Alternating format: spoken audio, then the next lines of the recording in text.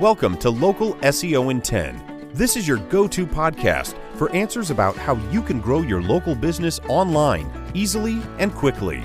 Brought to you by local SEO experts Magnified Media in Walnut Creek, California. In each 10-minute episode, our digital marketing expert Adam Duran answers your questions on how you can get more leads for your business fast. Remember, if you're not taking care of this part of your business right now, you can bet your competitors are. And now, here's our host with the questions, Jamie Duran, and our expert with the answers, Adam Duran. All right, Adam. Hey, Jamie. All right. Here we go. Another That's right. Local SEO in 10. I'm very excited about today's topic. Oh, good. Well, I know it's not my topic. Well, that's okay. We'll get to one of yours someday. I'm keeping a very long list. Oh, boy. Great. The people's interests. You have, I want to give the people what they want. So, as do I. That's why today's podcast is what website builder is best for local SEO. This actually comes from a few of our clients who have come to us. And once we take on their site and their presence, we realize right away they are in a bad spot. Ooh. Yes. So that's why today I thought it was so important just to go briefly over, a few of the most popular website builders and then just give my opinion about them. Everyone's got an opinion, so that's okay. But this is my opinion, and it's based on a lot of experience working with each of these platforms and sometimes just going crazy, just getting so frustrated with each of these platforms. So I just want to make sure that for any of our listeners who are out there, a great way for you to kind of take control of this yourself before you go too far down a road that you can't come back from. This is a good podcast for you to check out. All right. Okay. So first one I'll talk about is called Squarespace. You probably know Squarespace. If you're a photographer, these are great sites. You can build a beautiful website with Squarespace. Now, it is an all-in-one platform. That means you go there, they have a what you see is what you get kind of menu options. They have pre-made templates that are great. It's very beautiful. So that's being said, for SEO purposes, for stuff like schema or site descriptions, stuff that you want to actually add to your pages, Squarespace is really tough and it's really cumbersome to work through. And if you really want to add individual groups of schema to different pages to help with their ranking, you're not going to be able to do it very well in Squarespace. Another downside I've found is that Squarespace, like some of the other ones, is really, it's slow. It is, and that slowness, really, you can't do anything about it. They give you a bunch of suggestions, make your file size, as small as you can, and, change your image sizes so they're really small.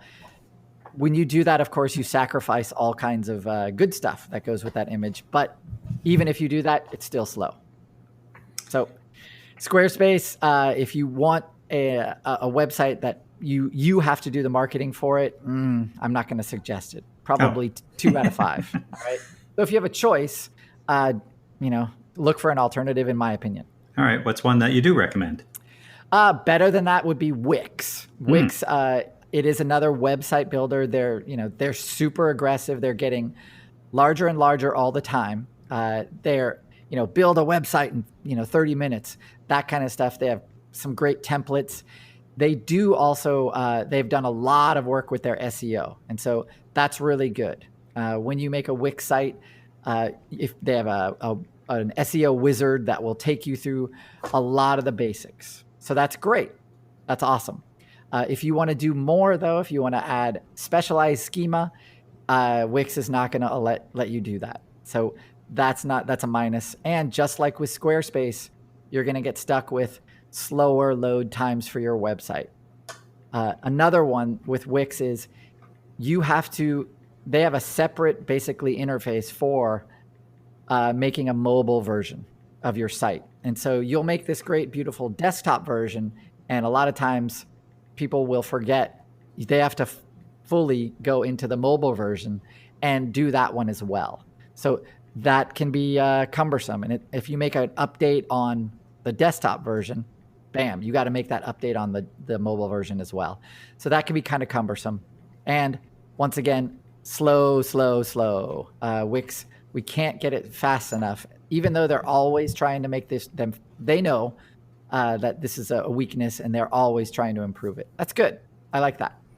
Well, that is good. And I think Wix, don't they have tons of plugins and widgets and things to make things a little bit easier? Yep, definitely they do. And I like Wix. I'm a platform agnostic for the most part. Wix is a great platform. Squarespace is a great platform. Wix is kind of more advanced. There's a lot more users that use Wix. And they're both of those platforms, because they're paid, they're always trying to improve, right? They're great competitors. And so that means they're always trying to get faster and trying to, improve their functionality of the site, all that stuff. That's what I really like about both of those companies. And then the biggest issue, though, for this podcast is which one's best for SEO? Oh, well, so that SEO part, the slow part of that, right? That affects your SEO. So Google wants your website to be really, really, really fast. And if it's not, that means people will click on your site and then they wait, and then they leave. Yeah. So Google keeps track of that, right? So if your site's not fast, that can hurt your local or your regular, your SEO. So that is something that you have to really pay attention to. So if you're going to make a Wix page or a Squarespace page, you have to really limit the amount of images, which sucks, right? You want to make a beautiful site, but you also, at the same time, you just want it as fast as possible and beautiful. But, there's a trade-off there. So the sites where I see where it's, the opening page is video and it's like a drone flying overhead or something like that. Yes. You're saying that Google does not like that. Not so much. I'm not a big proponent of putting video at the hero image stage of a website. But on other platforms and Wix and Squarespace, they will tend to load the other stuff first. But yeah, that hero image will wait. You'll have maybe a preview image of it, and then it'll start.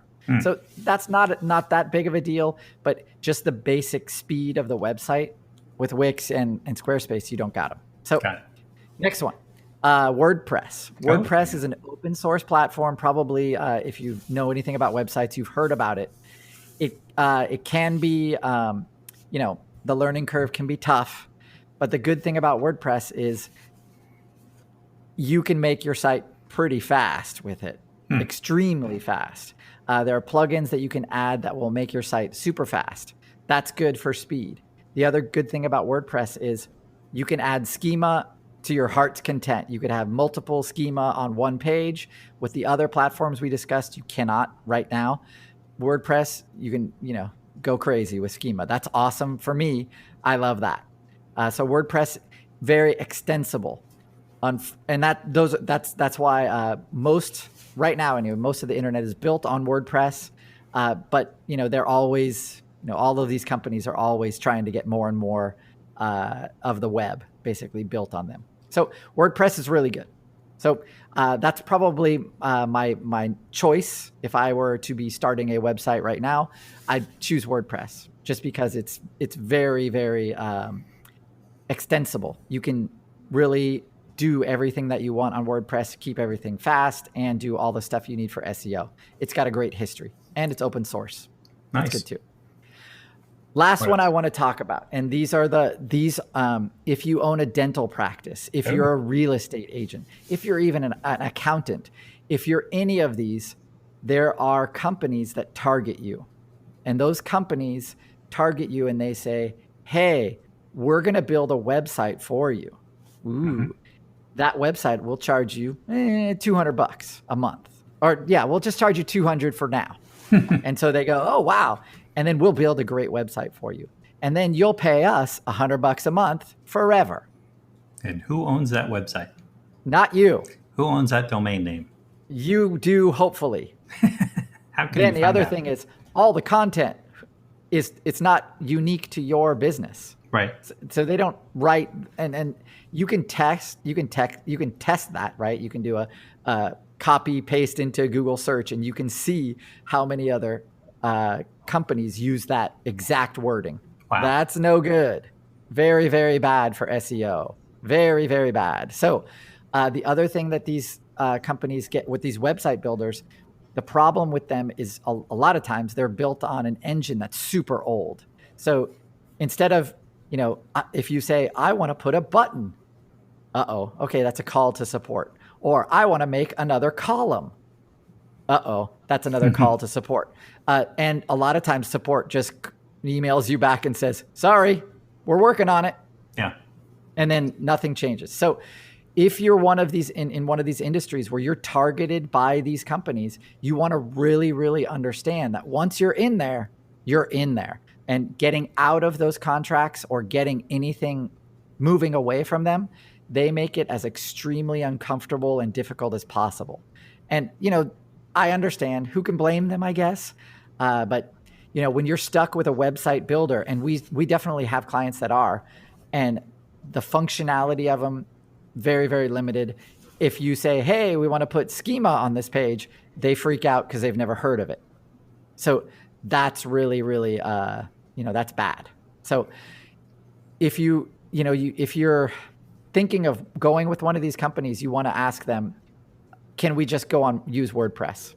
And almost all of them will say, yeah, no problem, because they can put a widget on that WordPress site of yours and add all the functionality to your site and you'll still keep that site. You'll keep everything speedy and extensible, all that stuff, all the good stuff. So that's, just say no thanks. But if they have great functionality, like for a real estate website, they have ways where you can check the open properties and stuff like that. There's always a way to integrate into your WordPress site. There's always a way. So that's why WordPress is great. Those website builders, don't do it. Got it. Well, it sounds like you're either going to pay up front or you're going to pay down the road. Yeah, and if you pay down the road, you're going to get you're going to get really, really upset because now you're in a 2-year contract with somebody, and you've paid $3,000 or $4,000 for a site that you can't really do good things with SEO. So stay away if you can, or make sure that you're able to just add that functionality to your WordPress site, and then you can just pay hosting fees. That's also nice. But what if my cousin does websites? That's a whole other podcast. All right. Okay. Yeah, you want to make sure that you're the person or the company that you choose, they're able to explain why they're doing something and then what they're doing for you. Right? Got it. And so don't use your 7th grade cousin either. Yeah, because, the point of all this of SEO is so that your website is a marketing machine for your business, not the other way around, right? If you're doing the marketing for your business only, then why do you need a website?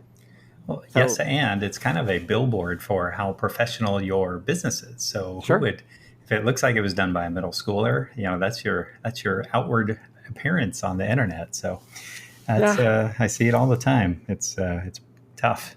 So do we. We want to make sure that your website, its function is to be bringing in business. Yep. That's what its main function is. And if you have your homie do it for you, then it's going to fail at that number one function. But what if they took classes at the community college? Yes. All Go right. for it.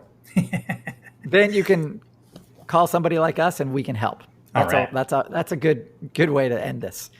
Let's end this today. Yes, exactly. There's a million more questions. So definitely, if you have questions, reach out to us on our Facebook page, Local SEO in 10. Make sure to share this podcast out with any business owners that especially solopreneurs, because they seem to get taken advantage of the most. And also, if you can, we would certainly appreciate you taking the time to write a review, 5 stars, of course, on whatever platform you are listening to. And it really helps our rankings, really gets the podcast out, and we help more business owners. That's right. Thanks a lot, everybody. Have a great day. That's all for now. Thanks for listening to this episode of Local SEO in 10 with Google local marketing expert Adam Duran. Join us each week for answers to your questions on how to best harness the power of the internet to grow your business. Speaking of questions, got some? Message us through our Facebook page, Local SEO in 10, and we'll be sure to give you your answer on an upcoming episode. This episode of Local SEO in 10 is brought to you by Magnified Media, the leading online marketing agency in Northern California, who invite you to grow your business by magnifying your online visibility and credibility. Visit them on the web at www.magnifiedmedia.com. Magnify your business, magnify your profits.